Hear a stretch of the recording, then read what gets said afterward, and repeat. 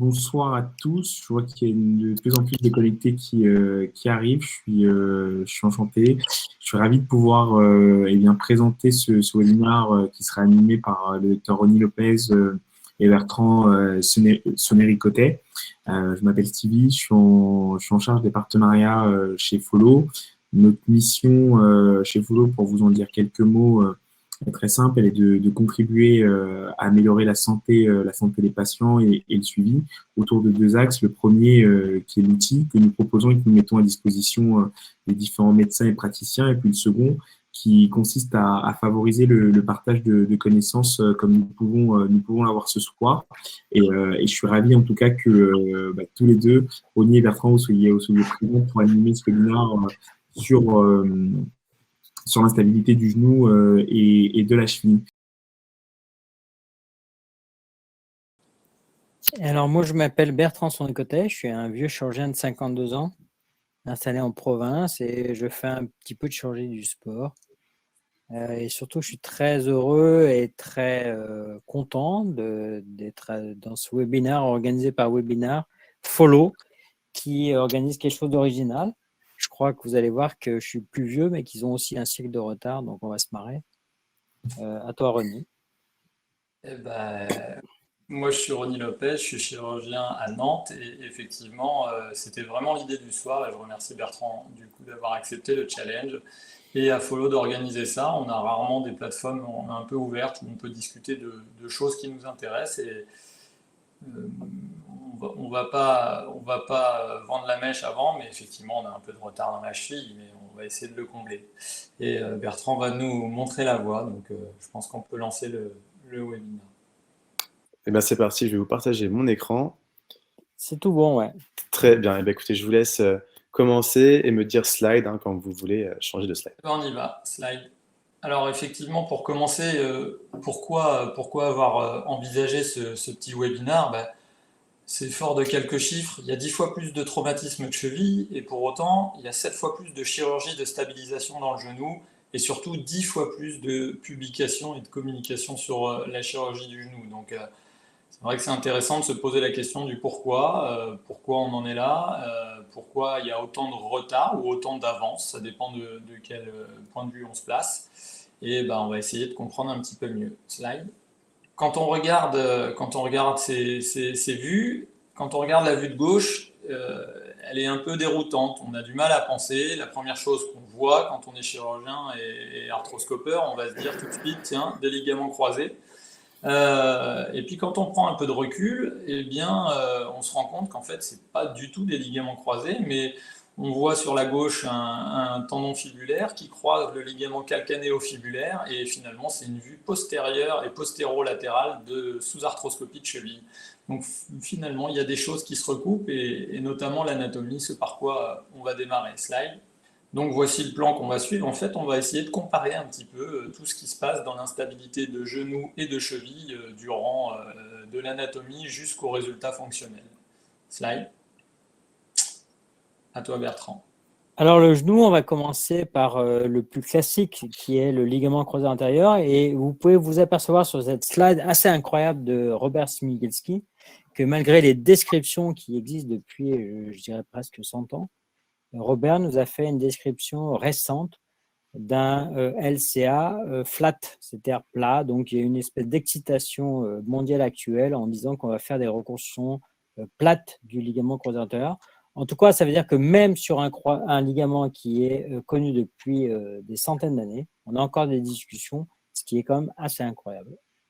Surtout, je crois que le message ce soir, c'est de comprendre qu'on s'est surtout beaucoup excité ces dernières années sur les structures périphériques. Alors, il y a les structures d'abord postéromédiales, c'est qu'on redécouvre à nouveau l'importance du POL, du MCL, deep ou superficiel, c'est-à-dire des lésions concomitantes à une lésion du croisé antérieur, slide.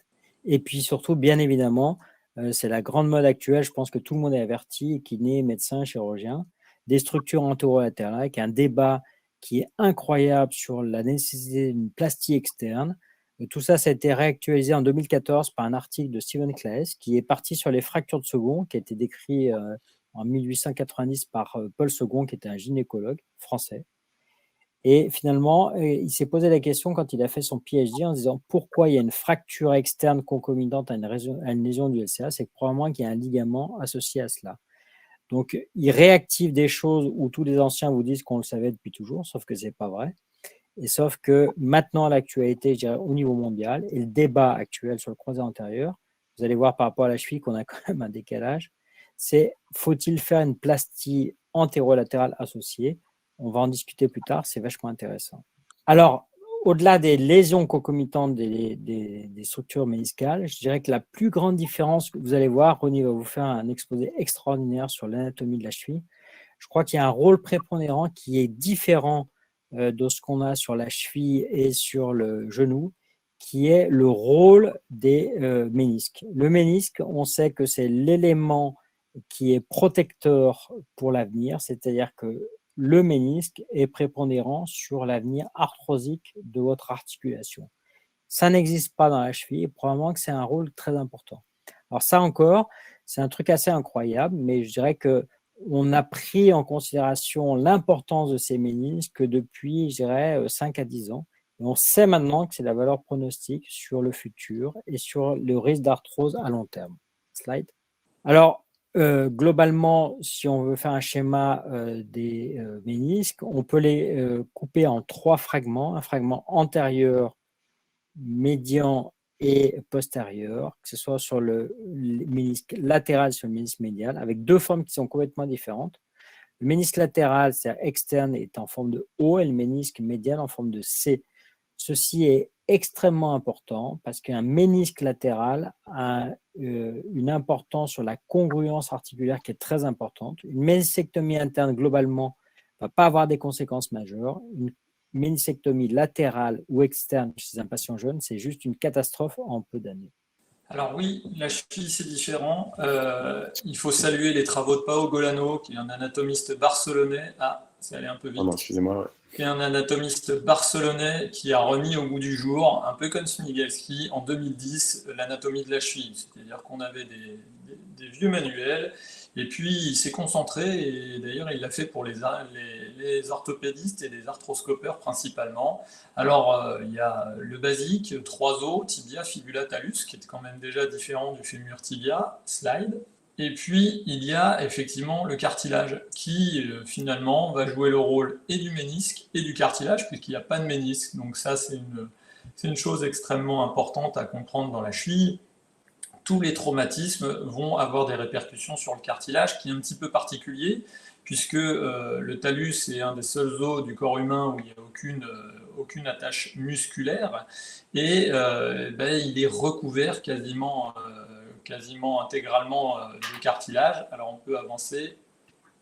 Voilà, la surface articulaire de la cheville, c'est 12 cm² avec une congruence extrêmement importante. Et finalement, on se rend compte que la cheville est une articulation très congruente avec un cartilage très fin. Ouais, on peut avancer. 1,3 mm, c'est finalement très peu, et surtout, ça veut dire que cette cheville, elle ne tolérera rien. Et là, tu peux cliquer, voilà, 1 mm de déplacement, ça diminue de 42% la surface de contact d'une cheville. Donc, le moindre problème sur le cartilage de la cheville aura un retentissement extrêmement sévère. Slide. Côté ligament, c'est un peu différent. Vous allez avoir 3 complexes ligamentaires. Le complexe latéral, donc composé de 3 faisceaux, le complexe médial composé de 5 faisceaux, et puis la syndesmose, qui est le 3e, qui a un rôle primordial. Ces 3 complexes, là aussi, une grande différence par rapport au genou, ils sont des grands pourvoyeurs de douleur. Et finalement, le plus souvent, c'est le complexe ligamentaire latéral qu'on va voir un peu plus précisément après, qui est responsable de l'instabilité. Slide suivant. Alors, sur les choses un petit peu nouvelles, on s'est penché, et ça c'est toujours des Espagnols qui nous ont appris ça, c'est la même équipe de Barcelone, on s'est penché d'un peu plus près sur le complexe ligamentaire latéral. Et en fait, il existe 2 entités très différentes. Le faisceau antérieur, le LTFA, le ligament talofibulaire antérieur, est constitué de 2 faisceaux, un supérieur qui est plutôt indépendant, et un inférieur qui est en continuité directe en se en se répercutant sur la pointe de la malléole externe avec le ligament calcanéo-fibulaire. Et finalement, ça va donner deux complexes très différents, slide suivante, qui se comportent très différemment. Le faisceau supérieur du LTFA, qui est finalement anisométrique, il va se tendre en flexion plantaire et il va se détendre en flexion dorsale, alors que le complexe qu'on appelle maintenant talo-fibulo-calcanéen, qui est constitué donc de la partie inférieure du LTFA et du ligament calcanéo-fibulaire, lui est isométrique et va se comporter complètement différemment. Il sera toujours tendu. Et ça explique en grande partie certains résultats chirurgicaux qui sont assez étonnants, dont on reparlera tout à l'heure. Slide suivante. Bien sûr, le stabilisateur principal de la cheville, et son atteinte marque un vrai tournant dans l'instabilité, c'est le ligament calcanéo-fibulaire. On a coutume de dire que le LTFA, qui est aussi souvent lésé dans les entorses, est le ligament de la douleur, alors que le ligament calcanéo-fibulaire est le ligament de la stabilité. Donc c'est lui qu'il va falloir chercher quand on va faire le diagnostic d'une instabilité de cheville. Slide. Donc en conclusion, pour la partie anatomie, il y a quand même déjà de vraies grosses différences. La première est de taille, c'est les ménisques qui existent dans le genou et qui n'existent pas dans la cheville. Et en plus, c'est la double peine, puisque dans la cheville, le cartilage est fin et la congruence est extrêmement importante, ce qui ne tolère aucun problème. Quelques similitudes, est-ce qu'on peut faire des raccourcis faciles? Est-ce que finalement un LCA et un LTFA, ça se ressemble un peu, puisque on verra secondairement que le LCA isolément peut peut-être se passer assez correctement, contrairement à dès que le LAL va être atteint, ça aura des conséquences un peu plus importantes. Et puis, autre importance, on l'a vu, les complexes ligamentaires dans la cheville peuvent occasionner des douleurs, alors qu'on parle finalement peu de douleurs dans le genou. Slide. Alors, cette vidéo, juste pour vous montrer la complexité d'une lésion ligamentaire du genou. Je ne sais pas si vous voyez bien, c'est en saccadé chez moi. Vous allez voir ce joueur donc, qui se tient son genou gauche parce qu'il a d'abord une luxation de rotule, ça on le voit assez bien. Et je ne sais pas si vous pouvez voir, mais le mécanisme lésionnel est en fait assez incroyable. C'est-à-dire que, un peu comme le ligament calcanéo-fibulaire, on en reparlera après, et sur un traumatisme, en fait, il casse son ligament croisé antérieur. Je ne suis pas sûr qu'on voit très bien. Mais une fois qu'il a cassé son croisé antérieur, il a une véritable luxation de son genou, et y compris de sa rotule. Slide. Tout ça pour vous dire qu'on a essayé de démembrer le mécanisme lésionnel d'une rupture du LCA, qui est beaucoup plus complexe que ce qu'on imagine. Donc, pour la cheville, ça doit être encore pire. C'est-à-dire que d'abord, le mécanisme lésionnel, le principal, contrairement à ce qu'on nous a appris ou ce qu'on sait, c'est d'abord une translation antérieure du tibia, souvent par une contraction très forte du quadriceps, qui va entraîner une rupture du LCA, souvent une lésion du ligament du ménisque externe et du ligament antérolatéral, ou en tout cas des structures antérolatérales. Ensuite, on a une contraction réflexe du sommet membraneux qui évite une luxation, c'est-à-dire qu'il va tirer le tibia en arrière. Et cette contraction réflexe du sommet membraneux va entraîner un certain nombre de lésions, que ce soit au niveau du ligament POL ou surtout des lésions cachées du ménisque médial qui s'appellent des rampes lésions. Alors, dans la cheville, j'aimerais pouvoir vous faire des superbes vidéos comme vous montrer Bertrand. On en est un peu loin. On en est un peu loin dans la cheville. Aujourd'hui, on démembre deux types de traumatismes importants. Le classique traumatisme en inversion, c'est celui qui va être responsable dans à peu près 60% des cas des lésions du LTFA et dans environ 30% des cas aux lésions du ligament calcanéo-fibulaire. Mais il ne faut pas l'oublier, vous avez également des lésions de contre-coup sur le ligament collatéral médial. Donc ça, c'est l'inversion. Et puis, des traumatismes un peu moins connus, avec, vous voyez cet article récent qui se prêtait magnifiquement bien dans ce webinaire, je vous laisse lire le titre, avec un mécanisme en valgus flexion rotation externe, qui ne sera pas sans vous rappeler la petite vidéo qu'on vient de voir juste auparavant, et qui lui va occasionner des lésions du ligament collatéral médial, mais surtout de la syndesmose. C'est vraiment la flexion dorsale, la rotation externe, qui vont induire ces lésions de la syndesmose, et on en reparlera après. La peste de la cheville, c'est la syndesmose. Slide. Pour passer à l'examen clinique, vous allez voir qu'il y a quand même quelques similitudes dans le genou et dans la cheville, Et tout d'abord, un examen clinique, c'est toujours la même chose. On va interroger nos patients, on parle d'instabilité, donc on va rechercher des facteurs de risque, et puis on va aller faire notre examen ligamentaire. Slide.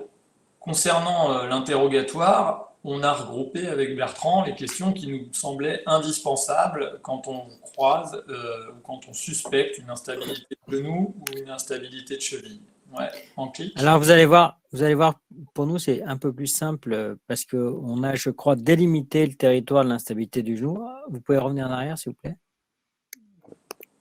Donc, nous, c'est assez simple. Globalement, on demande la date du premier traumatisme. Le mécanisme de l'entorse, c'est souvent les gens, quand même, sont capables de vous dire j'ai été taclé, j'ai fait plutôt un traumatisme en valgus, une réception. En tout cas, ils le disent.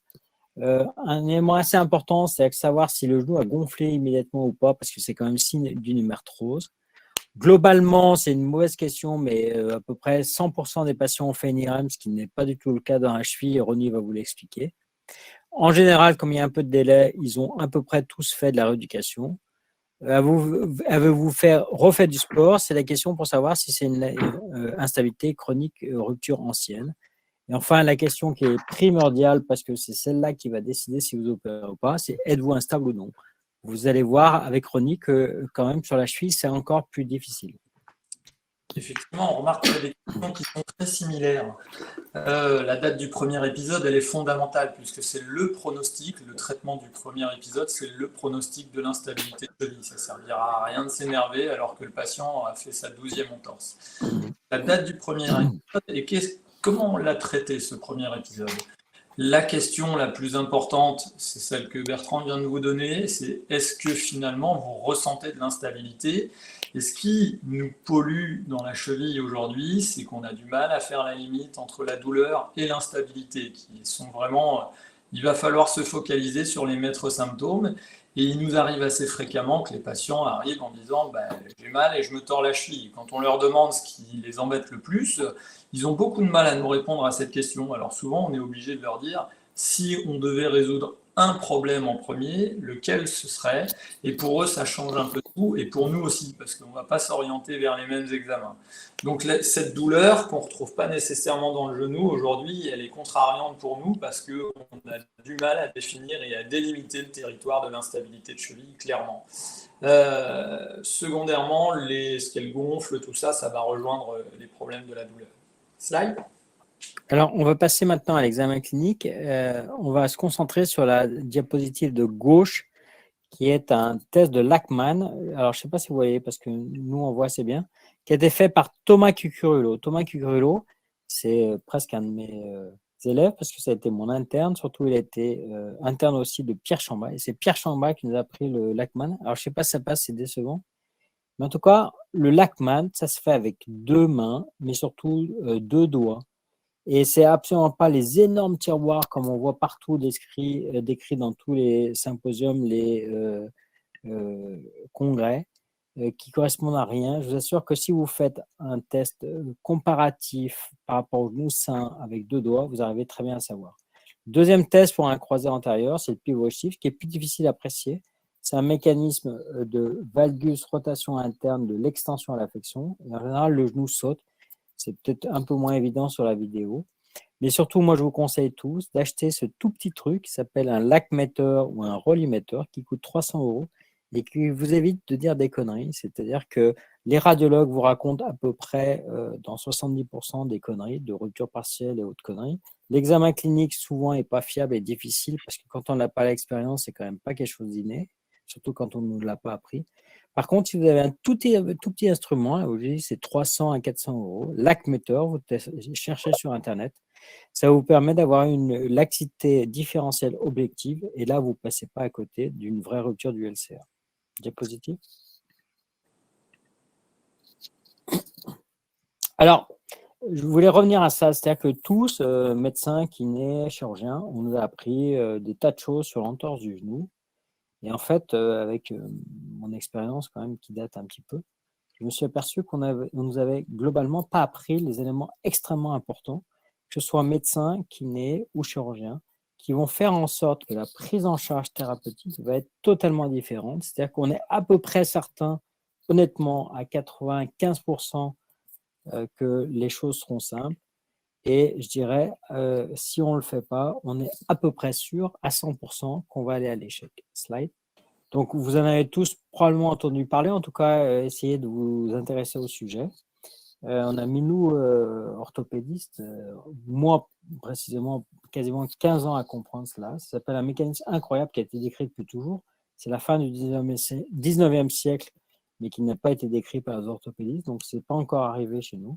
Ça s'appelle l'arthrogenic motion inhibition. C'est un mécanisme réflexe extraordinaire. C'est-à-dire que quand on a une entorse du genou, je vais un peu challenger Ronnie parce que je ne sais pas s'il est capable de le lire sur la cheville.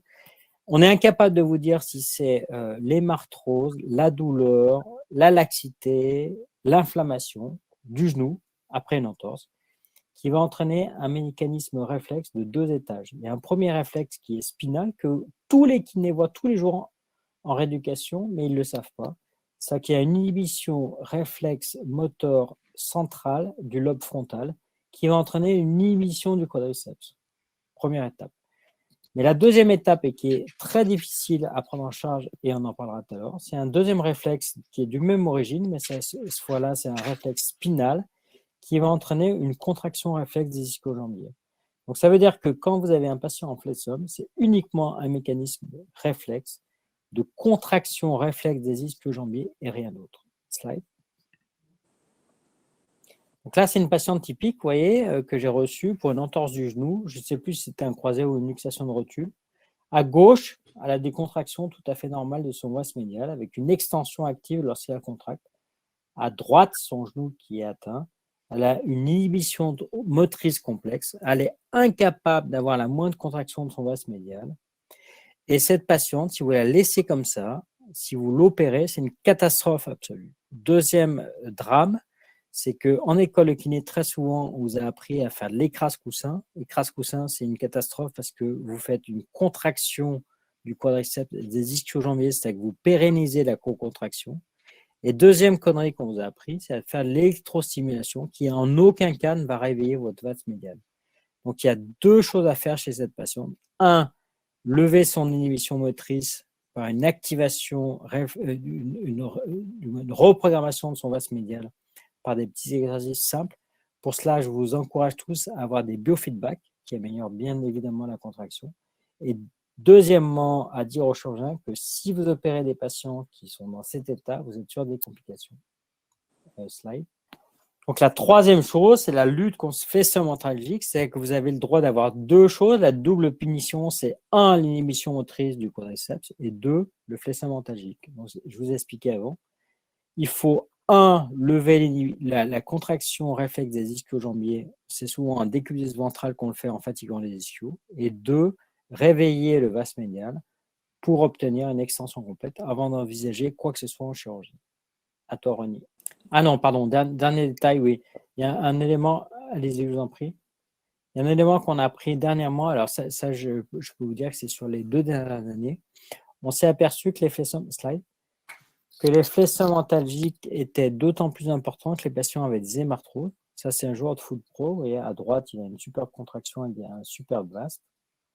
À gauche, il vient d'avoir une entorse du genou, il a une inhibition complexe motrice de son vaste médial. Vous voyez, il est incapable de contracter son vaste médial. Donc celui-là, on se dit, il ne faut surtout pas le toucher. Donc, je dirais depuis 2 ans, je suis beaucoup plus agressif. Je vais ponctionner, vous avez vu, 50 cc de sang. Regardez ce qui se passe. Il retrouve une contraction du quadriceps, vous voyez, complètement normale. Donc j'ai pu l'opérer très vite. Donc ça, c'est un petit détail, mais méfiez-vous de l'hémarthrose. Donc ça veut dire que pour nous, les chirurgiens, il ne faut pas hésiter à ponctionner. Pour vous, les kinés, utilisez la cryothérapie parce que c'est efficace.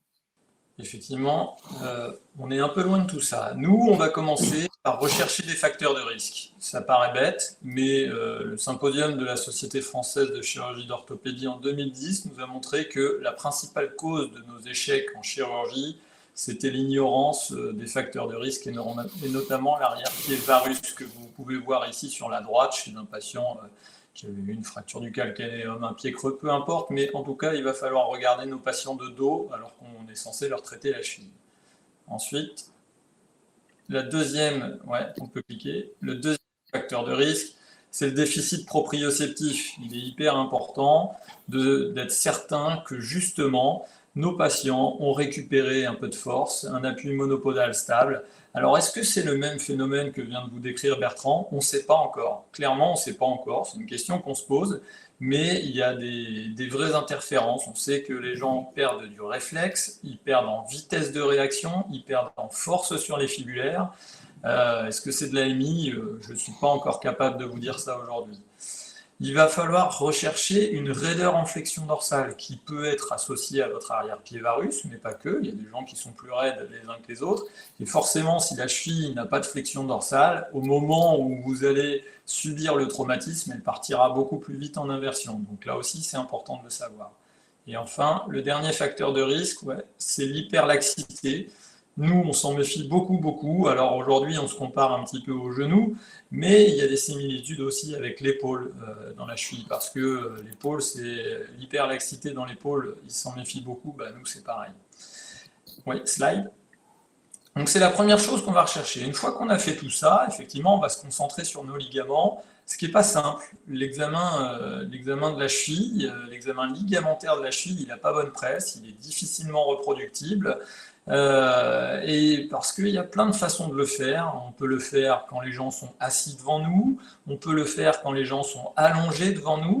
Dans tous ces cas, vous allez avoir les cas typiques, caractéristiques, où tout est cassé et où c'est globalement assez simple. Et puis il y a des cas où c'est beaucoup plus bâtard, où cliniquement vous allez avoir du mal à vous positionner. Slide. Dans tous les cas, et ça c'est fondamental, si peut-être vous ne devez retenir qu'une chose pour sauver quelques patients ce soir, quand vous examinez une cheville, appuyez sur la syndesmose. Ça ne coûte rien et ça va rapporter gros et ça empêchera certains de vos patients de souffrir longtemps et beaucoup. La syndesmose, je le redis, c'est la peste et donc quand vous examinez une cheville, ça doit être systématique. Vous devez appuyer sur la syndesmose. Ça ne ressemble pas à une habituelle. Les gens, ils ont pas mal sous la malléole, mais en avant de la malléole latérale. Et la syndesmose, plus on la cherche, plus on la trouve. Les séries d'il y a 30 ans retrouvaient entre 1 et 10% de lésions de la syndesmose. Aujourd'hui, on est plutôt aux alentours de 30 à 40%.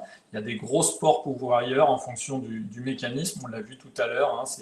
C'est de la rotation externe et de la flexion dorsale. Donc tout ce qui est judo, tout ce qui est rugby, tout ce qui est football américain.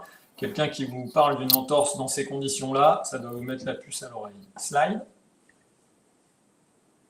Alors, un petit truc, on nous apprend, et je rejoins un petit peu ce qu'a dit Bertrand tout à l'heure, on nous apprend difficilement l'examen ligamentaire de la cheville pendant nos études. Eh bien, moi, je vous recommande vivement d'essayer de les examiner en décubitus ventral, vos patients.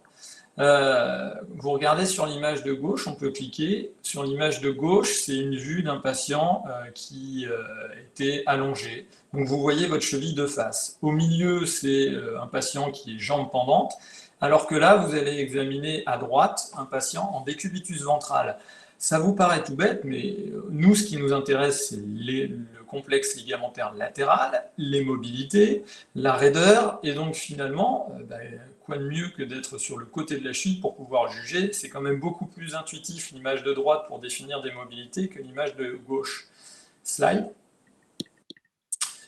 Voilà. Et là où je rejoins totalement Bertrand, comme pour son Lachman, l'examen ligamentaire d'une cheville, c'est 2 doigts. Vous voyez le talar tilt qui est l'examen de référence dans la cheville, que là je fais en décubitus ventral. Je n'ai besoin que de mon pouce et de mon index, rien de plus. Je ne vais pas forcer, je maintiens, les gens ils sont allongés sur le ventre, tranquille. Et je pense, ça reste à démontrer, donc on a des études en cours, que cet examen en décubitus ventral est beaucoup plus fiable que les autres. Slide. Alors en conclusion, sur l'examen clinique, on va rechercher des facteurs de risque, on l'a dit, dans la cheville c'est très important. La vraie conclusion surtout, c'est que quand on clique là, eh bien l'examen clinique d'un genou, il est beaucoup plus sensible et beaucoup plus spécifique que dans la cheville. Et puis enfin, on peut cliquer, et enfin, pensez au décubitus ventral, vous verrez, ça vous changera un peu la vie dans l'examen de la cheville, et puis attention à la syndesmose. Slide. Alors maintenant, on va faire le bilan paraclinique des entorses, que ce soit cheville ou genou. Dans le genou, finalement, c'est assez simple. Vous allez voir que globalement, si vous avez une radio en Schuss qui vous permet de voir l'état du cartilage, c'est une première information. C'est-à-dire que globalement, ce n'est pas la peine chez les jeunes, mais après 40 ans, on fait toujours une radio en Schuss pour voir l'état du cartilage.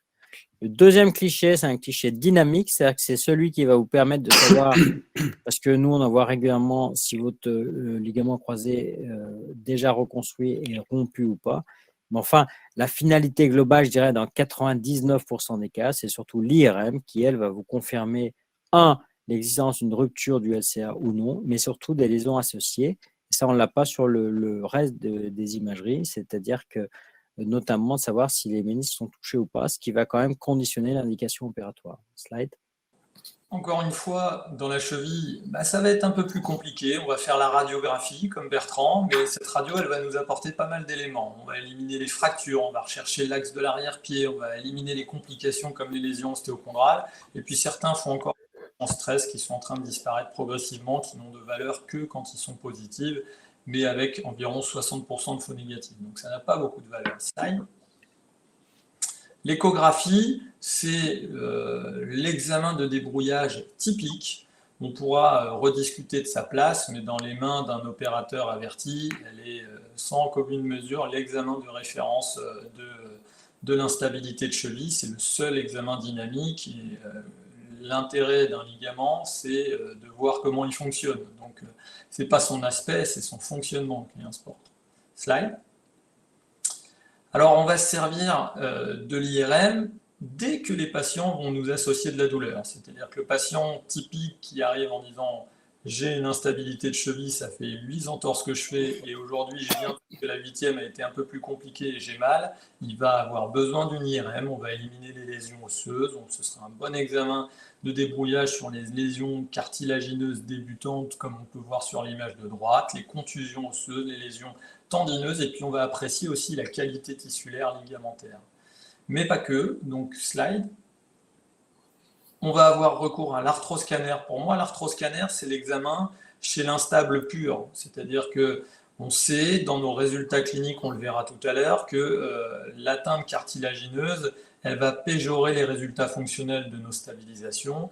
Et donc, avant d'aller stabiliser un sportif, eh bien, je dois savoir s'il a une lésion du cartilage, même si lui ne le sait pas. Pour moi, ça va avoir une importance capitale sur la suite. Donc, quelqu'un qui est instable pur, il aura plutôt un arthroscanner. À l'inverse, quelqu'un qui est instable et douloureux, je vais plutôt m'orienter vers l'IRM. Slide. Là encore, on a un peu la même conclusion que sur l'examen clinique. Vous voyez que les examens paracliniques dans le genou sont plus simples et plus fiables, contrairement à la cheville où on va avoir besoin de plus d'examens et qui sont encore plus difficiles d'interprétation.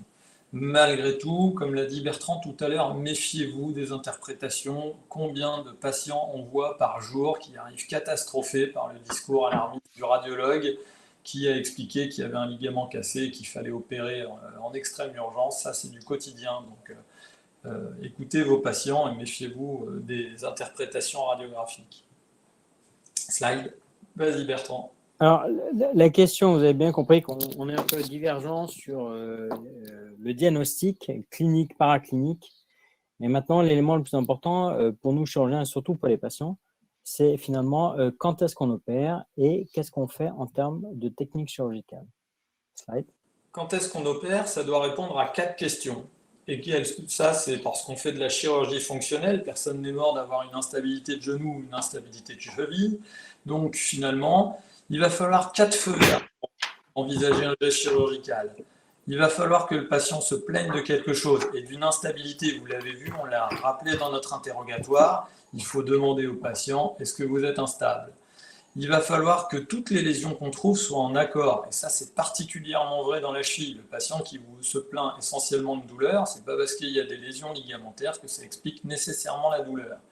Il va falloir que vous soyez dans l'échec de tous les autres traitements, et donc la rééducation, elle a une grande part à jouer à ce moment-là.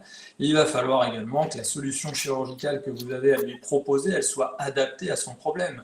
Quelqu'un peut vous expliquer qu'il a une instabilité de genou ou de cheville, mais qu'il préfère finalement se ranger, arrêter le sport et puis ne pas se faire opérer, c'est son choix, il va falloir le respecter. Mais une fois que tous ces critères sont présents, eh bien, vous allez pouvoir discuter chirurgie avec ce patient-là. Slide. Alors, la grande question, je dirais, qui excite tout le monde, du patient au kiné et au médecin, c'est finalement qu'est-ce qu'on fait? Alors, vous allez voir, là, on est assez similaire et puis ça va être un sujet de discussion avec Ronnie. C'est-à-dire qu'il y a deux, en gros, items. On part sur les reconstructions anatomiques. On va faire un petit historique et on va vous expliquer pourquoi. Et puis maintenant, alors, vous allez voir, c'est un peu surprenant, mais quand même, ça existe. Il y a un certain nombre d'indications pour les réparations du LCA. Ça a été complètement abandonné dans les années 80, je vais vous expliquer pourquoi. Mais c'est un petit peu à la mode actuellement. Et puis, ça donne des résultats satisfaisants dans une population sélectionnée. Slide. Oh, pardon. Historiquement, Je vais trop vite. diapo avant, ouais. Historiquement, je dirais qu'on pourrait symboliser en 3 étapes. Je dirais jusqu'aux années 70-75, on a à peu près tout fait, et notamment on faisait souvent des réparations. Alors les réparations, finalement, ça a été un échec complet, mais il faut comprendre qu'à cette époque, surtout les suites opératoires étaient complètement différentes, puisqu'on plâtrait les patients pendant 6 semaines. Ensuite, on les rééduquait dans des espèces de cris d'hurlements. Et puis, on s'est aperçu à 5 ans que c'était des échecs complets. Finalement, ça a été complètement supplanté dans les années 2000, je dirais 2000-2006. En France, les premières reconstructions arthroscopiques du croisé, ça a été dans les années 90. Parce que là, on a fait des reconstructions du LCA avec une allogreffe. Et finalement, on a eu des résultats fiables, reproductibles, sans une rééducation qui était un hurlement. Ça a été une énorme avancée par rapport à ce qui était fait avant. Et puis, je dirais que la grande étape, alors c'est un parti pris puisque j'en fais partie, mais je dirais que depuis l'article de Steven Claes en 2014 et puis maintenant les résultats cliniques qu'on a, il s'avère que quand même, on a des résultats cliniques qui sont très améliorés par les plasties associées antérolatérales, que ce soit la technique qu'on choisit, mais que finalement, on a dépassé un stade, c'est-à-dire qu'on n'en est plus à la reconstruction ou à la réparation du LCA, mais on en est plus maintenant à un stade avancé avec les traitements des lésions périphériques associées. Vous allez voir qu'il y a une grosse différence avec les chevilles. Alors effectivement, dans la cheville, on va avoir à peu près les mêmes solutions puisqu'on traite des lésions ligamentaires. Donc il n'y a pas de raison que ce soit bien différent. Mais nous, très étonnamment, on va commencer par les réparations. Et on en est encore un peu là. Alors est-ce que la cheville est différente? Est-ce qu'on a 30 ans de retard sur le genou? Je ne sais pas, je ne peux pas vous répondre à cette question, mais je vais vous donner mon avis quand même. Donc on répare, et puis on renforce plus ou moins avec des tissus périphériques, notamment le rétinaculum des extenseurs.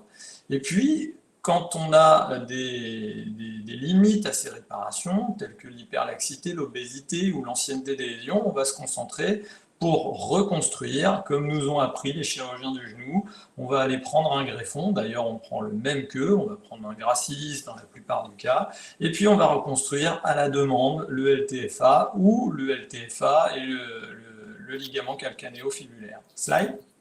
Alors quand on a préparé ce petit topo et que Bertrand m'a envoyé sa slide avec les techniques anatomiques et que j'ai vu la date de l'article un peu princeps de 1976, ça m'a fait un peu mal quand même de voir que nous, on a attendu 2004. 2004 pour dire, ça peut paraître étonnant et fou, mais 2004 pour dire que finalement, ce qui marche le mieux dans une cheville quand on fait une reconstruction ligamentaire, c'est de repositionner des ligaments là où ils se situaient quand on est né. Voilà. Alors ça peut paraître complètement fou, mais il a fallu attendre 2004 et ça a été le début de toutes nos nouvelles techniques de reconstruction. Et donc depuis, vous voyez, entre 2004, 2016, 2018, il y a deux méta-analyses. On avait fait une grosse revue de littérature avec toutes les études à plus de 10 ans et aujourd'hui on en est tous convaincus, ce qui marche c'est l'anatomie et rien d'autre. Slide. Alors, ça fait plaisir de voir que nos amis de la cheville, ils ont mis à peu près presque 30 ans de recul, mais je pense que c'est une histoire de fréquence et d'implication dans la symptomatologie quotidienne. C'est qu'un type qui se tord la cheville, on considère encore que c'est normal. C'est le grand sujet de Ronnie. Un type qui se tord le genou, il accepte beaucoup moins, il va tout de suite voir son chirurgien. Alors, ce qui est assez marrant, parce qu'on a quand même fait d'énormes progrès, vous allez voir, par rapport à la cheville, c'est globalement le sujet depuis 30 ans, c'est quel est le type de greffe. Alors, j'ai fait quelques podiums à peu près partout. Le sujet est le même en Asie, en Europe et aux États-Unis. C'est-à-dire que quelle est la meilleure greffe? Ça fait 30 ans qu'on circule sur la même connerie. Tendon retien, ischio. Maintenant, la grande mode actuelle, c'est le tendon quadricipital qui va révolutionner la chirurgie du croisé antérieur. Vous imaginez bien que si le problème était un problème de greffe, il aurait été résolu depuis très longtemps. Slide.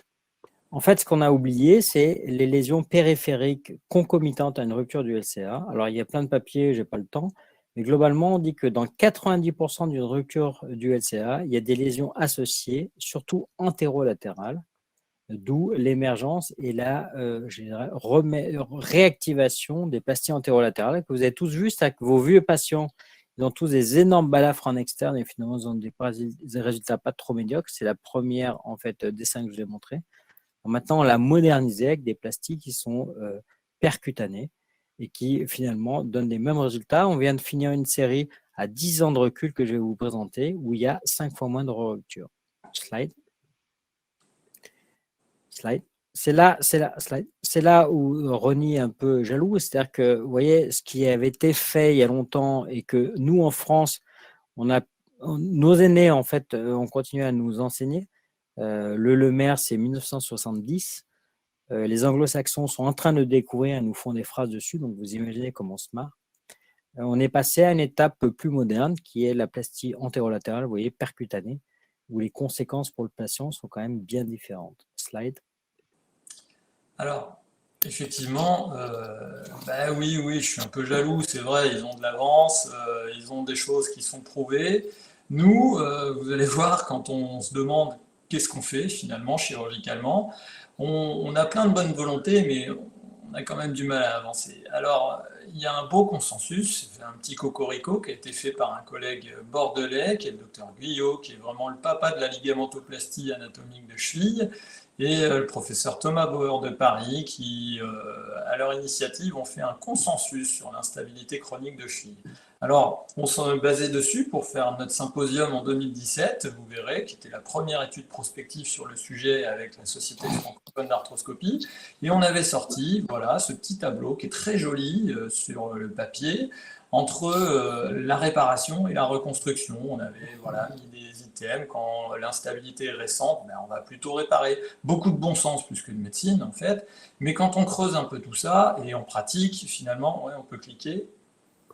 En pratique, qu'est-ce que ça veut dire récent ou ancien? Le patient qui arrive en vous disant ça fait 2 ans et demi que je vous tords la cheville, vous le mettez dans quelle catégorie? On peut cliquer. Ouais. Est-ce que si le LTFA est présent, ça garantit de son potentiel de cicatrisation et auquel cas, est-ce qu'on va devoir réparer? Il y a probablement des lésions ligamentaires avec un LTFA qui sera présent mais qui ne cicatrisera jamais si on le répare. Est-ce que si vous avez un ligament calcanéo-fibulaire distendu, il faut le reconstruire ou est-ce qu'il faut les réparer? Et enfin, on n'a même pas abordé le niveau sportif. Donc vous voyez, on est encore un peu loin de tout ça. Et puis, je vais me faire un petit peu du mal, mais c'est ce qui va nous faire avancer. Slide suivante.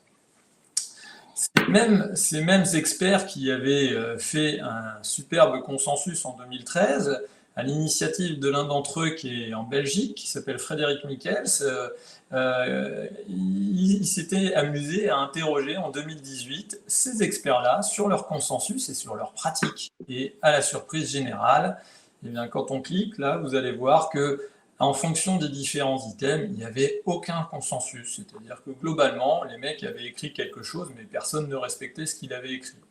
Slide suivante.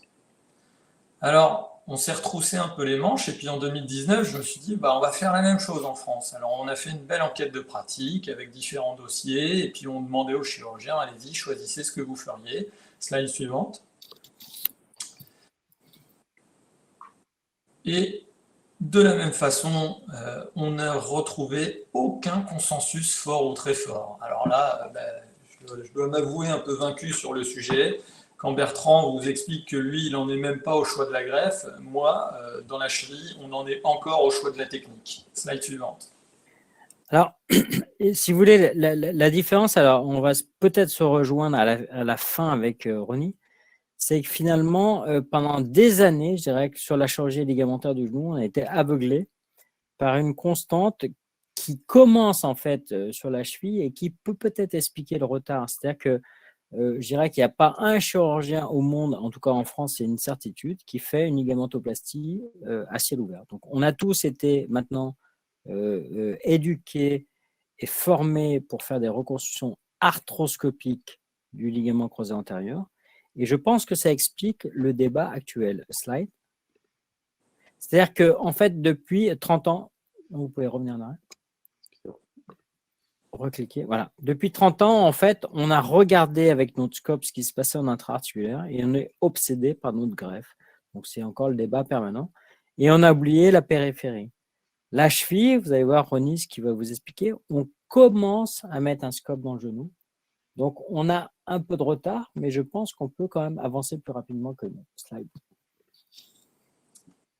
Alors, oui, on a du retard. Clairement, on a du retard. Vous voyez sur cette même enquête de pratique, il y a aujourd'hui en France même pas un quart des réparations ou des reconstructions ligamentaires qui se font aujourd'hui sous arthroscopie. Slide. Pourtant, il faudrait être aveuglé pour voir que les choses vont évoluer différemment. Il suffit de regarder nos grandes sœurs en termes d'articulation. Vous voyez le genou, il commencer en haut à gauche, ça c'est une image de Macintosh. Et puis voilà, aujourd'hui, comme vient de vous le dire Bertrand, plus personne ne fait de la ligamentoplastie de genou à ciel ouvert. On clique. C'est la même chose dans l'épaule, où vous voyez un ancêtre de la chirurgie de la coiffe des rotateurs avec une voie transacromiale où on cassait l'acromion pour accéder à la coiffe, et puis en dessous, vous voyez l'arthroscopie.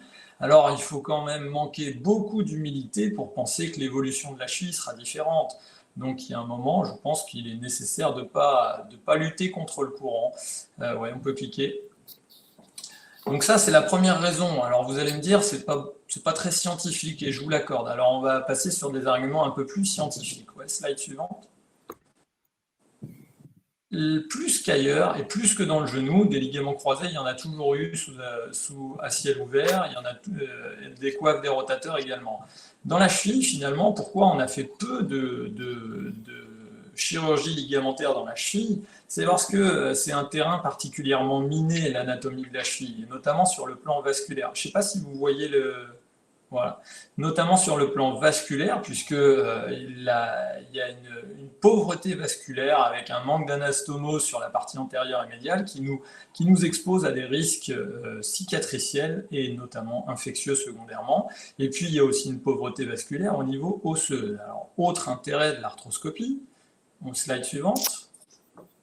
Et je crois que c'est là qu'on va se rejoindre, c'est vraiment là qu'on va se rejoindre, c'est qu'on a montré aujourd'hui, Bertrand vous donnait le chiffre de 90%, on est pareil dans la cheville, c'est-à-dire que quand vous avez une instabilité chronique, vous avez des lésions associées. Alors ça peut être de l'inflammation, des ossicules, des lésions ostéochondrales, des ostéophytes, tout ce que vous lisez là, et ça fait 20 ans qu'on le sait. Et surtout, ce qu'on sait depuis un peu moins longtemps, slide suivante, c'est 2008. Ce qu'on sait depuis 2008, c'est que quand vous prenez deux catégories de population, les gens qui vont bien sont les gens dont on s'est occupé des lésions associées. Donc là aussi, on rejoint sa petite diapositive, il faut regarder en dehors de la boîte, c'est-à-dire que c'est pas de refaire les ligaments qui vont leur faire du bien, c'est de refaire les ligaments et de gérer les lésions associées. Allez, là, alors, on ne va pas rentrer dans les détails, mais c'est bien montré depuis 2008, c'est une des rares études prospectives sur le sujet, où quand on néglige une lésion du ligament collatéral médial, le patient ira moins bien que les autres. Slide. Donc forcément, on ira vers l'arthroscopie, on peut pas faire autrement, et on en est tous convaincus aujourd'hui, tous ceux qui en font, parce que c'est les patients qui nous le disent. Donc voilà, slide suivant. là, on se rejoint un petit peu avec Bertrand. On a pris le parti ce soir de ne pas rentrer dans le débat, de ne pas vous montrer des longues vidéos. Tu me coupes, Bertrand, si je me trompe, mais c'était pas le sujet. L'idée n'était pas de vous montrer comment on faisait un ligament, une réparation, une reconstruction. Je te laisse conclure. Alors, je dirais que le message important en 2021, c'est pas modeste que je vais vous dire, hein, mais je pense qu'on a suffisamment avancé maintenant pour comprendre qu'il faut effectivement, globalement, reconstruire le LCA, parfois le réparer, on en a parlé un petit peu. Mais maintenant, c'est les plastiques antérolatérales qui sont importantes. Et surtout, ça, on a une certitude, c'est sur les réparations des lésions concomitantes, notamment méniscales, qui, elles, vont préserver l'avenir de l'arthrose. Sur la cheville, vous en êtes où? Sur la cheville, on arrive, on débat, on réfléchit, on se pose des questions. On débat encore de la réparation et de la reconstruction, on débat encore de la voie d'abord, tout reste à faire. Tu prêches un convaincu. Ouais, on peut cliquer. Alors, vraiment, je pense que peut-être la chose la plus étonnante à mon sens, quand on a comparé un petit peu nos topos, c'est ça. C'est de se dire que on a deux solutions qui sont identiques. On peut réparer nos ligaments ou on peut les refaire avec des greffes. Et finalement, eh bien, dans le genou, c'est combien, Bertrand? 95% 98% de reconstruction? Ouais, c'est 99%. Ouais. Voilà. Vous êtes combien de chirurgiens en France aujourd'hui à réparer? Pas beaucoup. Ça se compte sur les doigts de 3 mains? Pas sûr. Peut-être que une ou deux suffit, je pense. Alors que nous, dans la cheville, c'est un peu l'inverse. C'est-à-dire que les doigts de 3 ou 4 mains, c'est plutôt les gens qui font de la reconstruction. Alors là, c'est un peu la question que je vous posais tout à l'heure. Est-ce qu'on a 40 ans de retard? Est-ce qu'on avancera dans la même direction? Si on me pose la question à moi personnellement, j'en suis convaincu, je ne comprends pas pourquoi aujourd'hui la réparation est le gold standard dans la chirurgie de la cheville. Alors j'ai bien mon idée, c'est sûr que c'est plus facile, c'est plus rapide, avec des résultats qui ne sont pas trop mauvais, mais surtout avec, comme vous allez le voir juste après, un manque d'études qui pourraient trancher sur la question. Slide. Alors, on va revenir sur, je dirais, globalement les choses très importantes qu'on a essayé de vous transmettre ce soir. Sur le plan du genou, qui que ce soit, médecin, chirurgien, kiné, globalement, comprenez qu'il n'y a pas de chirurgie envisageable tant que l'inhibition motrice du vaste médial n'est pas levée.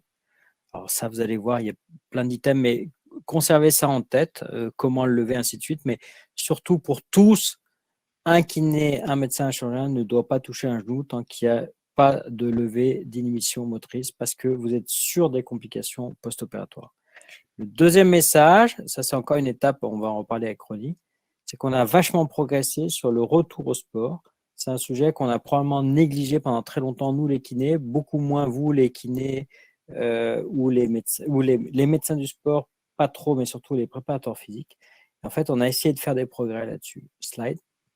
C'est tout simplement, si vous voulez, on a mis quelques années pour développer avec les kinés et les préparateurs physiques un test en fait d'objectif de retour au sport avec deux composantes, une composante psychologique, le SLRSI que vous connaissez forcément, et un test fonctionnel avec 7 épreuves qui nous permettent en fait non pas d'éliminer le risque de rupture, mais qui nous permet enfin de valider de manière objective que les patients sont aptes à reprendre le sport. On a un deuxième article qui vient de sortir, qui vient d'être publié, qui sur 600 patients, qui montre en fait que l'élément prépondérant pour la reprise du sport, c'est ce que les patients ont fait en réathlétisation, c'est-à-dire beaucoup plus en retour au sport que ce qu'on a fait avant, l'isocinétisme et la kiné classique. Ça, c'est un élément pour nous qui est très important, une avancée vraiment dans notre prise en charge qui n'élimine pas les ruptures, mais qui nous permet d'avoir des critères plus objectifs. Et je pense que la cheville doit forcément s'inspirer de cet élément. Alors, je te rejoins complètement. Globalement, aujourd'hui, les suites dans la cheville, tout le monde fait un peu ce qu'il veut. Il y a encore des gens qui plâtrent, il y a des gens qui mettent aucune attelle, il y a des gens qui mettent des attelles souples. C'est un peu la foire fouille.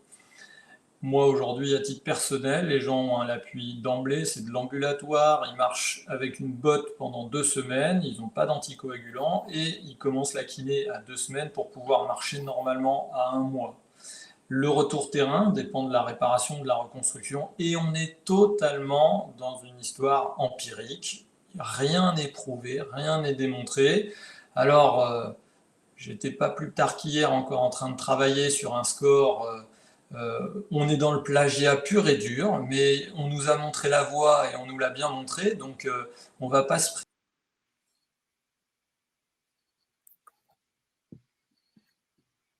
On a perdu Ronnie, a Ouais, priori. on n'a pas de Ronnie. Le temps, peut-être qu'Antoine le recontacte. Je vais prendre quelques questions aussi qui sont survenues, notamment sur l'espace dédié et quelques éléments liés au sondage. Bertrand, j'en profite pour voilà, vous partager quelques questions, notamment d'Alain Frey, qui demandait à partir de quand tu ponctionnes l'hermatrose du genou. À partir de quand je ponctionne une hémarthrose du genou? Alors, c'est compliqué la réponse. C'est Alain qui a une énorme expérience. La question de savoir si c'est en pré ou post-opératoire. Je dirais qu'en préopératoire, post-opératoire, c'est une discussion. Préopératoire, je me suis aperçu que c'était finalement le meilleur moyen de lever l'inhibition motrice. Franchement, je n'y ai pas cru. On pétoche tous en disant putain, on va lui coller un staphylocoque. Et comme c'est mon obsession depuis un certain nombre d'années, et je me suis bien aperçu que quand tu ponctionnes quelqu'un qui a une hémarthrose, tu récupères le vaste médial et les suites sont vachement faciles. Mais je dirais que depuis 2 ans, à partir du moment où j'ai un patient qui a une sidération du vaste médial et une hémarthrose, je ponctionne. Et franchement, c'est assez bluffant, quoi. C'est-à-dire qu'un type qui arrive en sidération complète, qui a un flessum de 30 degrés, qui en chie, qui ne dort pas la nuit, tu le ponctionnes, même si tu lui retires 50 cc et tu lui montes les exercices pour réveiller son vaste médial, le type, il repart serein, tranquille, il dort, et toi, tu l'opères. Derrière, les suites sont vachement simples. Je dirais presque sur les 2 dernières années, c'est les progrès les plus importants qu'on a fait pour le confort des patients et puis pour les suites post-opératoires. Donc, t'es bien rendu là. Hein. Ouais, donc moi j'explique, je sais pas où j'ai été coupé. Peut-être au moment où j'ai parlé de plagiat du Castart. Je crois que c'est Bertrand qui m'a zappé. Effectivement, bien sûr qu'on va suivre le même chemin et que c'est fondamental et peut-être encore plus dans la cheville que dans le genou. Je dirais même que quand on réfléchit bien, on a peut-être un avantage sur le genou pour une fois, c'est que la récidive elle est beaucoup plus fréquente. Et peut-être qu'on arrivera à montrer les choses un peu plus vite avec des échantillons de malades qui seront moins importants. On est dans la construction du score. Il va falloir le valider et puis il va falloir l'expérimenter, bien évidemment. Donc rien de plus, hein, c'est ce qu'on vient de vous dire. Bertrand vous l'a signalé.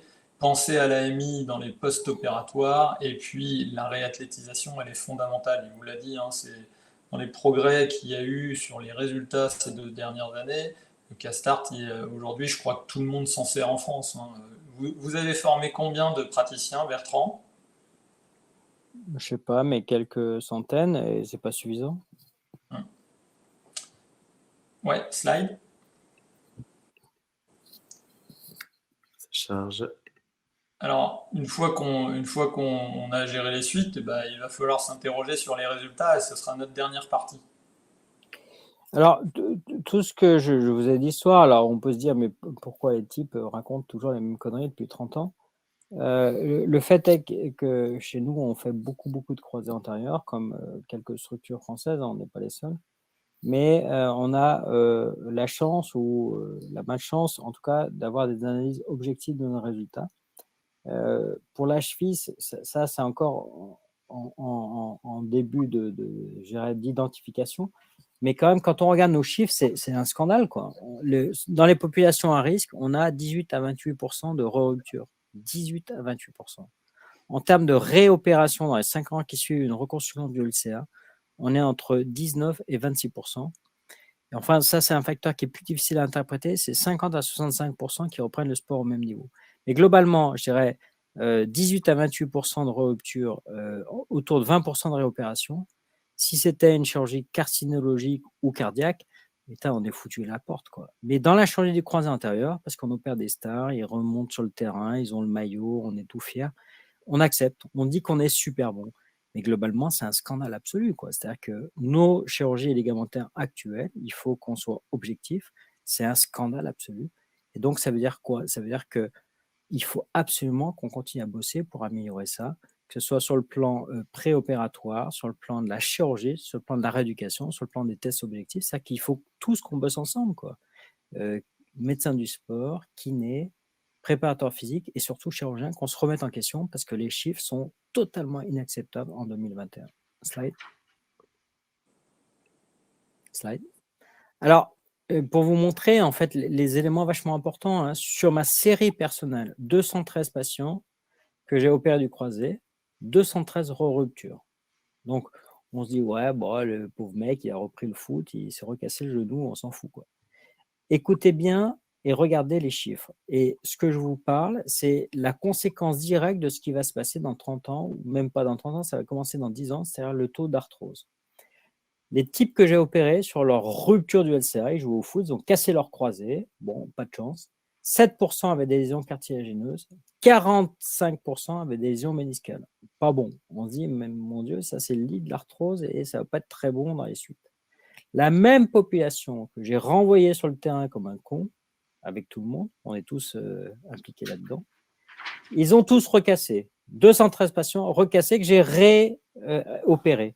Bien, regardez, ils avaient significativement doublé leur taux de lésions méniscales, de cartilagineuses, ils sont passés de 7 à 15%, et lésions méniscales, catastrophe, on est passé de 44 à 70% de lésions méniscales. C'est-à-dire que ces types que j'ai remis sur le terrain en étant très content de ce que j'avais fait, eh bien, c'est un drame absolu. C'est que ceux-là, on est sûr qu'en peu d'années, ils auront une arthrose. C'est-à-dire qu'il faut tous qu'on se batte absolument pour éviter la rupture, parce que la rupture itérative, quel que soit le niveau sportif ou l'âge, c'est juste une catastrophe absolue. Et les chiffres de lésions concomitantes cartilagineuses ou méniscales le démontrent. Alors là, je vous montre une série aussi, c'est pareil, c'est ma série personnelle, hein. C'est une série prospective qu'on a appareillée avec 10 ans de recul. C'est-à-dire qu'on a en fait pris 90 patients dans chaque groupe, qu'on a appareillé sur 7 critères pour pas qu'on ait des critères subjectifs d'analyse. C'est-à-dire qu'on a pris le même âge, le même sport, la même taille, le même délai accident chirurgie, les mêmes taux de lésions méniscales, le même pratique de sport pivot. C'est-à-dire qu'on a essayé de comparer deux populations identiques. Sur la reconstruction isolée, ça c'est vachement intéressant, c'est mes chiffres à moi. 2 tiers des patients, j'aurais fait un ischio simple. C'est une population, je dirais, 20-35 ans sportive, classique. Il n'y a pas de pro là-dedans. Donc, reconstruction, 2 tiers, ischio-jambier, 1 tiers tendon rotulien, qui est toujours le gold standard aux États-Unis. À 10 ans, vous imaginez mes chiffres, quoi. 17% ont recassé leur croisé, quoi. Drame absolu. C'est que je suis en échec complet. 17% de mes patients ont recassé leur croisé. Et quand on regarde le genou contralatéral, et ça doit préoccuper les kinés, les médecins du sport, les médecins de rééducation, parce que ça veut dire qu'on n'a aussi pas résolu le problème. 20% ont cassé l'autre genou. C'est juste un massacre absolu, quoi. 17% recassent leur genou que j'ai opéré, 20% le genou contralatéral. Par contre, lorsqu'on a fait une plastie antérolatérale, alors moi je fais de la LL, mais globalement, je crois qu'on s'en fout. Eh bien, dans la même série, comparée à 10 ans de recul, on a 3,5% de gens qui ont recassé. C'est-à-dire qu'on a 5 fois moins de patients qui ont recassé le genou que j'ai opéré. Donc, ça veut dire qu'il faut quand même se pencher sur nos résultats pour avoir des chiffres objectifs et améliorer nos taux d'échec. Dans la même série, c'est pareil. On est pareil à 20% sur le taux de rupture du genou contralatéral. C'est ça qu'il faut encore qu'on bosse là-dessus. Mais pour nous, je peux vous dire que de manière définitive, nous avons acquis le fait qu'une plastie antérolatérale est juste une obligation pour améliorer nos résultats qui sont catastrophiques en 2021. Il faut être objectif. Slide.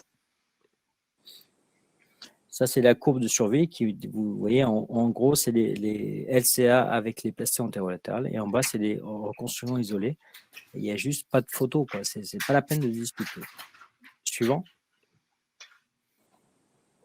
Alors, ces chiffres de plastie antérolatérale, heureusement, ont été démontrés dans le monde entier.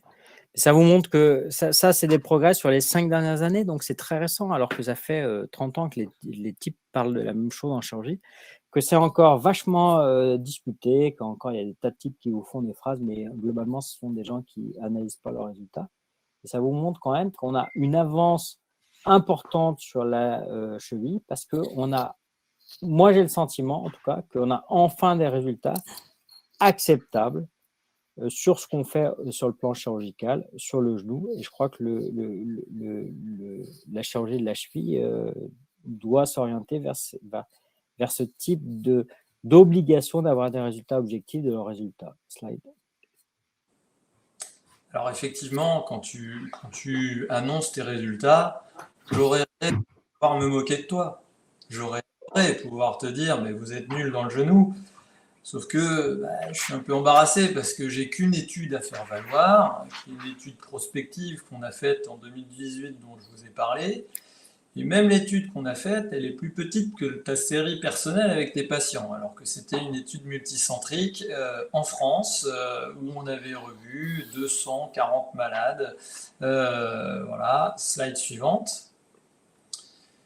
Et donc finalement, on manque de données. Voilà, là, c'est cette série qui nous a sorti des grands traits intéressants. Hein. On nous a montré, par exemple, que quand on répare un ligament dans une cheville, finalement, on n'a pas plus de complications que quand on fait une arthroscopie simple, mais que le risque d'échec est considéré par la récidive, c'est-à-dire qu'on répare des ligaments et ils peuvent recasser. Alors on ne prend pas de risque, mais ça peut recasser.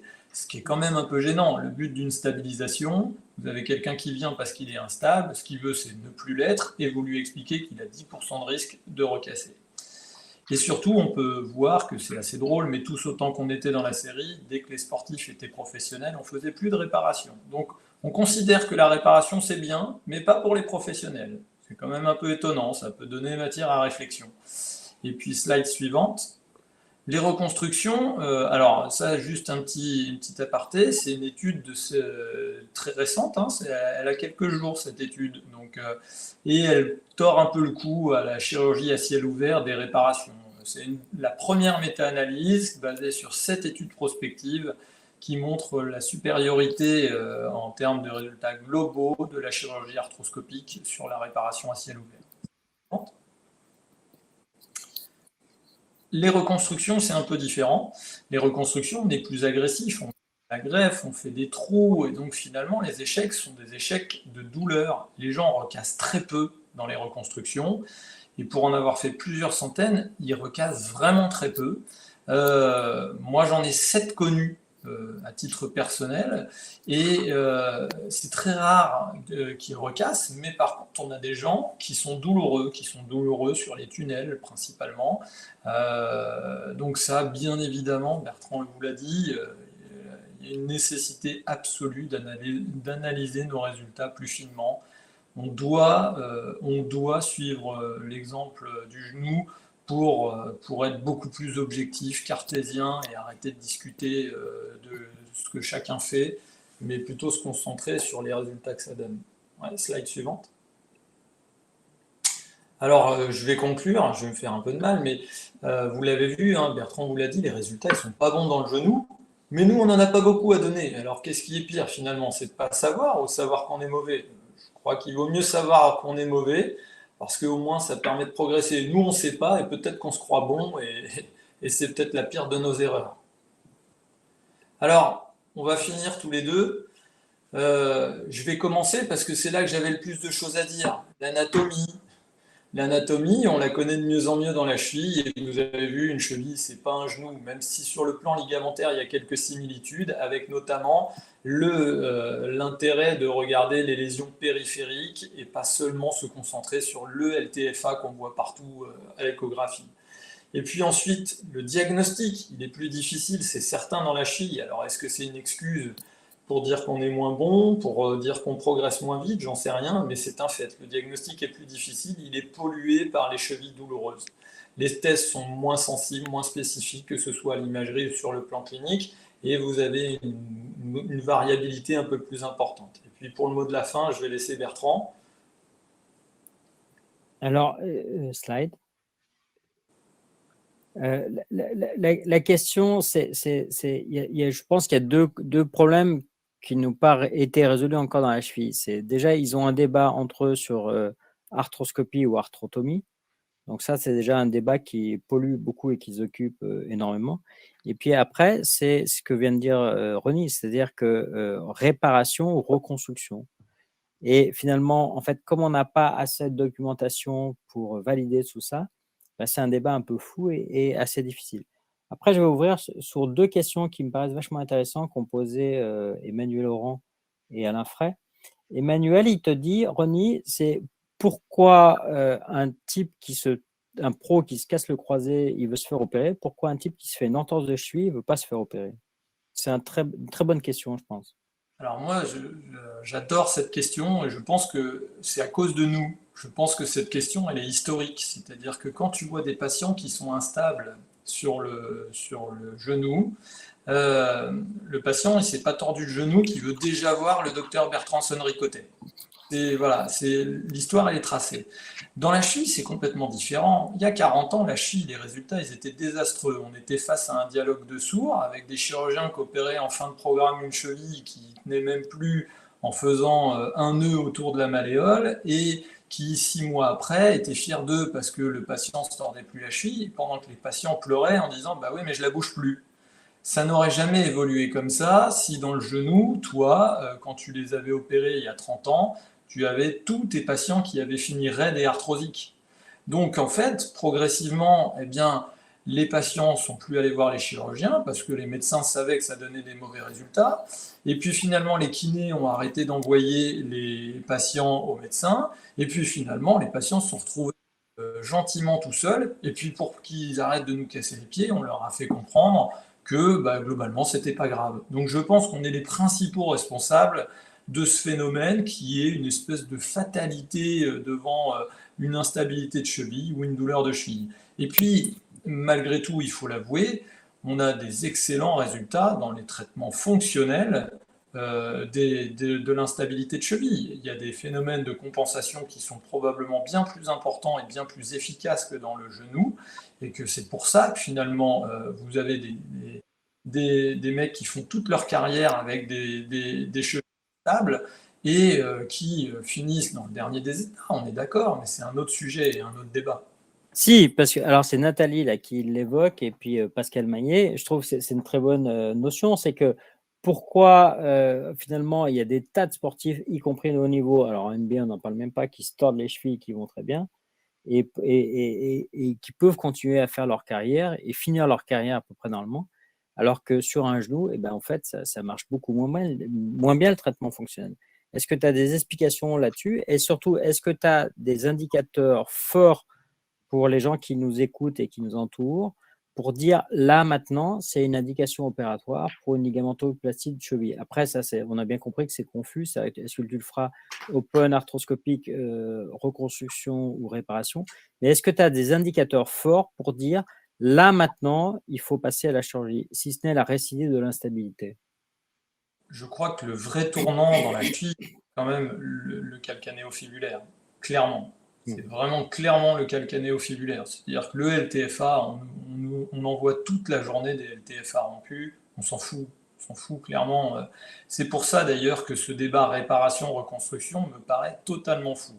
Le gold standard dans la cheville, c'est la réparation. La réparation qu'on est censé réserver à des gens qui ont des LTFA isolés, qui ont des LTFA récents, qui n'ont pas de lésions associées. Bref, moi, pour voir beaucoup de chevilles au quotidien, ces gens-là, j'en vois pas, hein. Des gens avec un LTFA isolé qui n'arrivent pas à reprendre leur sport au même niveau après une bonne kinésithérapie, j'en vois pas. Donc j'ai très peu d'indications de réparation. Pour répondre à ta question sur qui est-ce qui va être candidat à la chirurgie, pour moi c'est très simple, c'est le patient avec un calcanéo-fibulaire rompu qui se plaint d'une instabilité, tout simplement. Alors la subtilité, c'est que le sportif, et tu connais mieux que moi, le sportif, il ne va pas se plaindre d'instabilité, lui, il ne va rien dire. Hein. Mais à un moment, il va se rendre compte qu'il ne met plus un pied devant l'autre. C'est-à-dire que quand il fait son crochet, le footeux, il peut plus le faire, il le fait plus que dans un sens. Ou alors le mec qui prend son shoot au basket, il va toujours le faire dans la même façon. Parce que justement, il sait bien qu'il ne peut plus faire différemment. Et puis après, il y a des vraies différences. Tu me demandais pourquoi un footballeur il arrive à faire sa carrière comme un rugbyman. C'est pas un handballeur et c'est pas un basketteur. Donc il y a des vrais sports et là on doit progresser, clairement.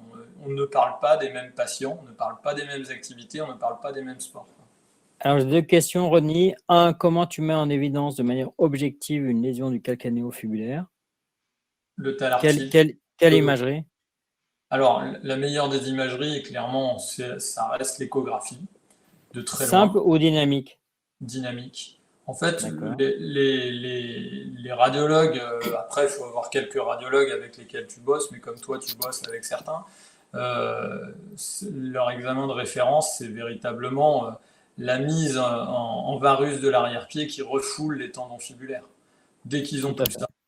Alors, moi j'ai abandonné la cheville, donc j'en parle d'autant plus facilement. Les seules indications opératoires que j'ai conservées de cheville depuis bien longtemps, c'est un sportif professionnel qui a une lésion aiguë du calcanéo-fibulaire que j'opère. C'est-à-dire que je pense que c'est une indication opératoire parce que quand il a rompu pour la première fois son calcanéo-fibulaire, il va avoir, je dirais, 2 à 3 mois pour revenir et il sera instable. Si tu l'opères, il aura le même délai de reprise avec cette fois-ci une cheville stable. Donc, je gardais, quand je faisais de la cheville, comme indication opératoire une lésion aiguë du calcanéo-fibulaire chez un pro. Pour moi, c'est une indication opératoire et je ne m'en suis jamais plaint parce que j'ai jamais eu de récidive ou quasiment. Il y a Léo qui pose une question intéressante parce que moi, je suis incapable de te dire quel est le signe clinique le plus pertinent pour une atteinte de la syndesmose. Ça, c'est majeur comme élément, tu l'as dit, tu l'as évoqué. Moi, quand j'ai commencé dans le milieu pro il y a 20 ans, on a pris des râteaux énormes sur les chevilles à cause de la syndesmose. Et j'ai gardé en tête, tu me diras si je suis idiot ou si c'est désuet, que les seules chevilles qu'on plâtrait, c'est quand on avait une atteinte de la syndesmose. Quand ils avaient une atteinte de la syndesmose, si tu ne les plâtrais pas, globalement, l'évolution était très, très longue. Alors, un, examen clinique spécifique d'une atteinte de la syndesmose. Deux, comment tu le traites médicalement? Il n'y a pas un examen bien meilleur. En fait, aujourd'hui, on est tous d'accord pour dire que c'est l'association des tests que tu vas faire qui est bon. Moi, à titre personnel, je trouve que le cross-leg test est génial. C'est-à-dire que tu mets le patient, tu lui fais croiser les jambes, et puis tu n'as même pas besoin de le toucher que le patient ne tolère pas. Une vraie syndesmose, c'est ça. C'est le poids du pied lorsqu'il a les jambes croisées qui va aboutir à la douleur. Après, c'est ce que je disais. En imagerie, tu ferais plutôt quoi? Alors en imagerie, on a écrit un petit article pour un bouquin sur le sujet. Globalement, la démarche, elle est très simple, hein.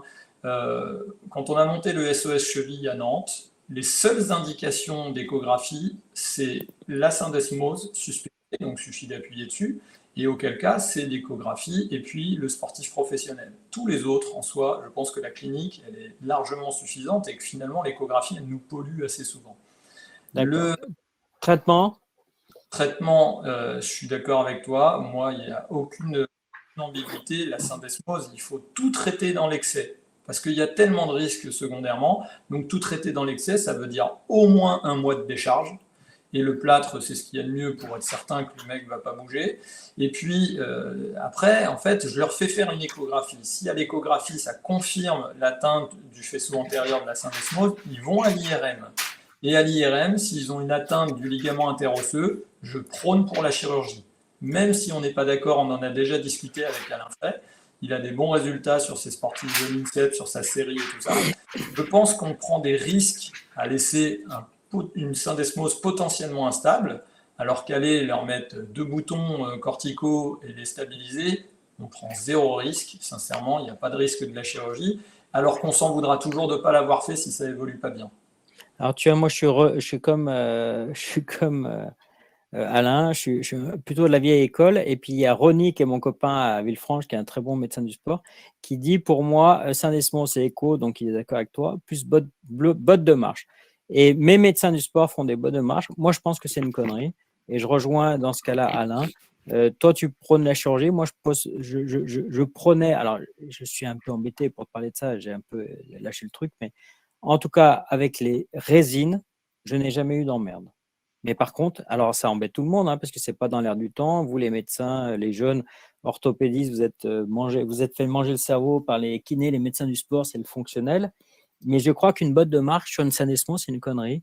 Je rejoins Alain et honnêtement, des syndesmoses plâtrées, moi, j'en ai jamais opéré. Alors, c'est pas fiable ce que je te dis, j'ai pas publié, j'ai décroché un peu le truc.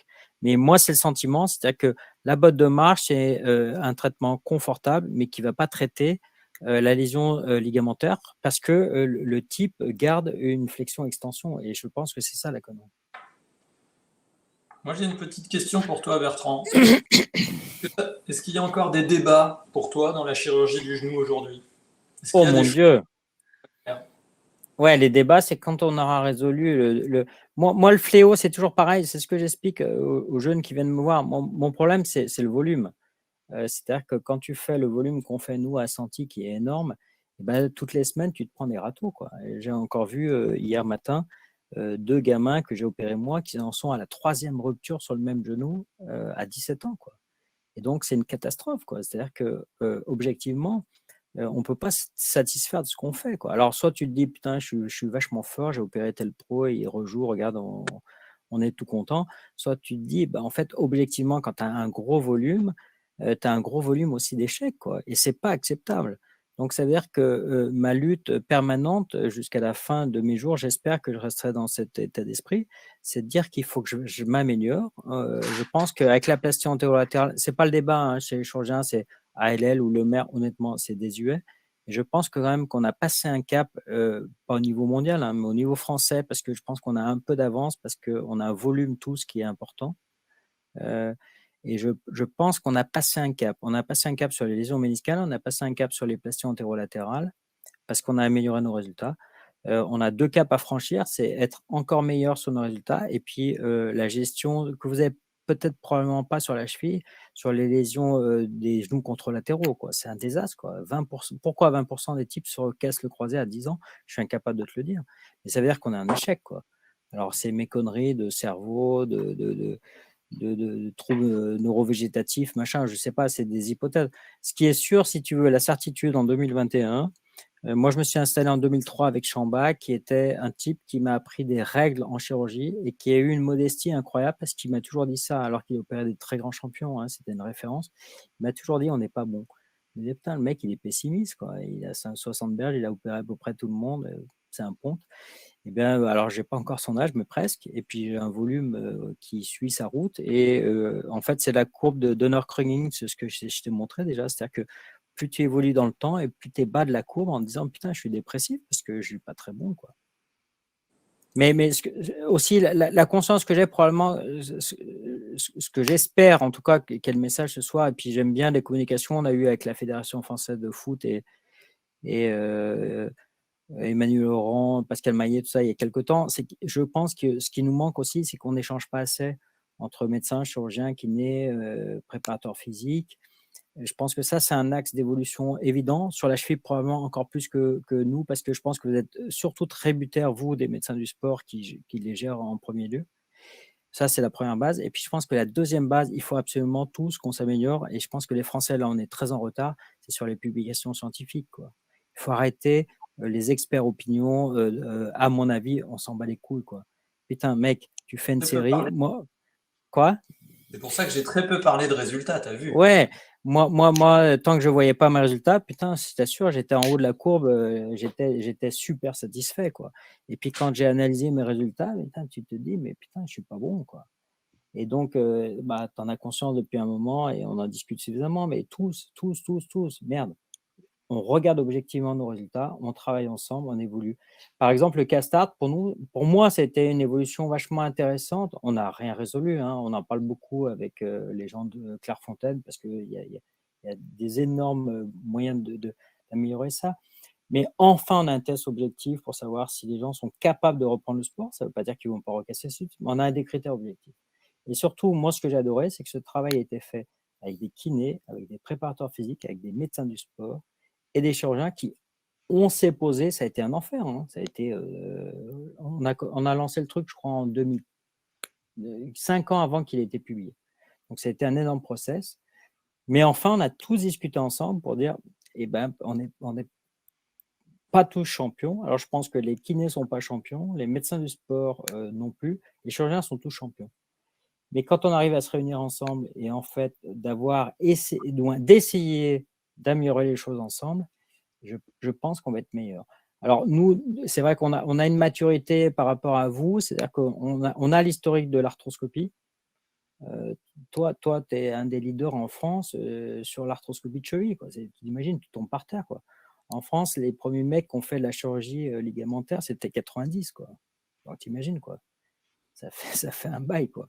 Donc, toi tu es à l'initiation d'un mouvement qui sera incontournable, c'est une évidence. Et donc, vous avez un débat actuel débile quoi, sur arthroscopie, arthrotomie, réparation, reconstruction. C'est que vous êtes en train de tout mélanger. Ce que le genou a fait probablement pendant 30 ou 40 ans pour arriver à maturité. Alors, ça ne veut pas dire que vous n'y arriverez pas. Ça veut dire que, je pense, sur la cheville, vous avez encore plus besoin que nous, des médecins du sport, des kinés, parce que la cheville, c'est tous les jours. Quoi. Et le genou, c'est un peu moins vrai. D'accord.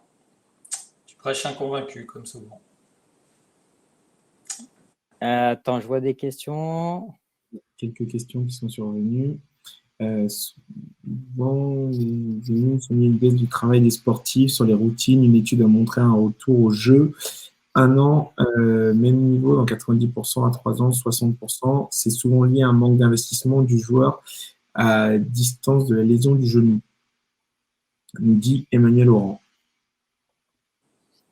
Ouais, ça c'est une évidence. Alors ça c'est aussi un critère qui rend l'analyse très difficile. C'est-à-dire que c'est évident que l'investissement du patient est un critère aussi prépondérant sur le résultat. Mais ça, on ne peut pas bien le maîtriser. Quoi, hein. Alors, il y a Jérôme Beckery, qui est aussi un de mes vieux copains, très vieux copains, qui dit, ça c'est pour toi, Ronnie. Il dit, un genou opéré, 2 genoux rééduqués. Ça, effectivement, c'est le message qui a toujours été dit. Est-ce que c'est vrai sur la cheville ? Totalement. Oui ? Ouais, totalement. C'est-à-dire que 9 fois sur 10, moi j'ai le droit à la classique en permanence. Quand je me demande à quelqu'un de se mettre sur une jambe et de fermer les yeux, je peux, sans trop m'avancer, 80% des gens me disent ah, j'y arrive pas, j'ai pas d'équilibre. 80% des gens me disent ça. Et puis quand ils se mettent sur la cheville qui n'est pas blessée, étonnamment, ils y arrivent tous beaucoup mieux. Alors je leur dis, c'est marrant, vous avez plus d'équilibre d'un côté que de l'autre.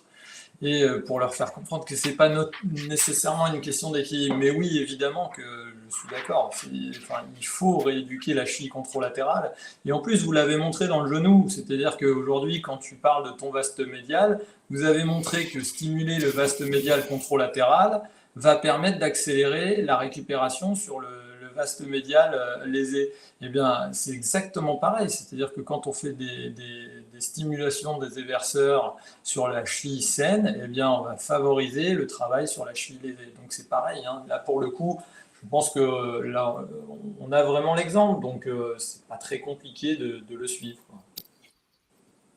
D'accord. Et dernière question, parce que je pense qu'on va presque clore. Ronnie, si tu as une entorse simple de la cheville chez un patient lambda avec une atteinte des 2 faisceaux, tu fais quoi? Alors, en 2021? Ça dépend lambda, c'est pas un pro. Hein. Ouais, c'est pas un pro. Ça dépend de son âge et ça dépend de si c'est sa première ou pas. Je pense que la première, voilà, il faut sensibiliser les gens à la première entorse de cheville.